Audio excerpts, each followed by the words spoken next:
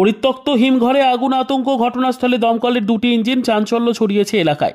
সোমবার সকালে দক্ষিণ 24 পরগনার মগরাহাট থানার অন্তর্গত গোকর্ণী এলাকা পরিত্যক্ত বহুমুখী হিমঘর থেকে কালো ধোঁয়া বের হতে দেখে এলাকাবাসীরা। এরপর এলাকাবাসীরা তড়িঘড়ি খবর দেয় মগরাহাট থানাতে। খবর পেয়ে মগরাহাট থানার পুলিশ ঘটনাস্থলে পৌঁছয় এবং দমকলের দুটি ইঞ্জিন ঘটনাস্থলে ছুটে আসে আগুন নেভানোর জন্য। কিন্তু আনুমানিক 10 বছরের বেশি সময় ধরে পরিত্যক্ত হিমঘরে কোথা থেকে আগুন লেগেছে তা খুঁজে বের করতে সমস্যায় পড়ে দমকলের কর্মীরা। স্থানীয় সূত্রে জানা যায়, 2011 সালে এলাকার কৃষকদের কথা মাথায় রেখে রাজ্যের মাননীয় মুখ্যমন্ত্রী মমতা বন্দ্যোপাধ্যায় এই হিমঘরটি তৈরি করেছিলেন এবং এই হিমঘরটি তৈরির সময় পাঞ্জাব ন্যাশনাল ব্যাংক থেকে লোন নেয় রাজ্য সরকার। লোনের টাকা না পরিশোধ করায় 2012 সালে এই হিমঘরটি দখল নেয় পাঞ্জাব ন্যাশনাল ব্যাংক। এরপর থেকে পরিত্যক্ত অবস্থায় দীর্ঘ কয়েক বছর ধরে এই হিমঘরটি পড়ে রয়েছে।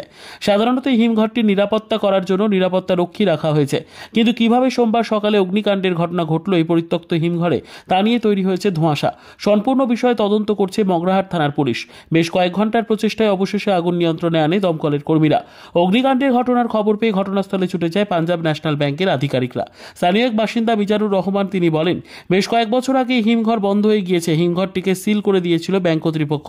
এরপর থেকেই হিমঘরটি পরিত্যক্ত। আজ সকালে হঠাৎ আগুন লেগে যায়। এরপর দমকলের দুটি ইঞ্জিন ঘটনাস্থলে পৌঁছে আগুন নিয়ন্ত্রণে আনে। স্বাভাবিক অর্থে অগ্নিকাণ্ডের ঘটনায় চাঞ্চল্য ছড়িয়েছে গোটা এলাকায়। কি সিচুয়েশনটা আমি দেখে এসে আর এই যে ভাই তুমি শোনো একটা কথা বলি। স্যার, কটার দিকে আগুনটা জ্বললো সেটা জানি না। আপনাকে কখন ইনফরমেশন? আমাকে জাস্ট আমি ব্রাঞ্চের ভেতর থেকে খবর এলো যে এখানে আগুন ধরেছে। হ্যাঁ, আগুন ধরতে তখন বললো কিনা যে এখানে যাওয়ার জন্য আমি তাই এলাম। আমাকে ডেপুটি ম্যাডাম পাঠালো, দেখে আসুন। স্যার, কিভাবে আগুন বা কারা করলো এই বিষয়ে কোনো কিছু বোঝা গেল? সেটা বলতে বলছি, আপনি এখন কোন ব্যাংকের? আমি এখন বেনিপুর বাজারে এসেছি। কি নাম আপনার স্যার? বাকি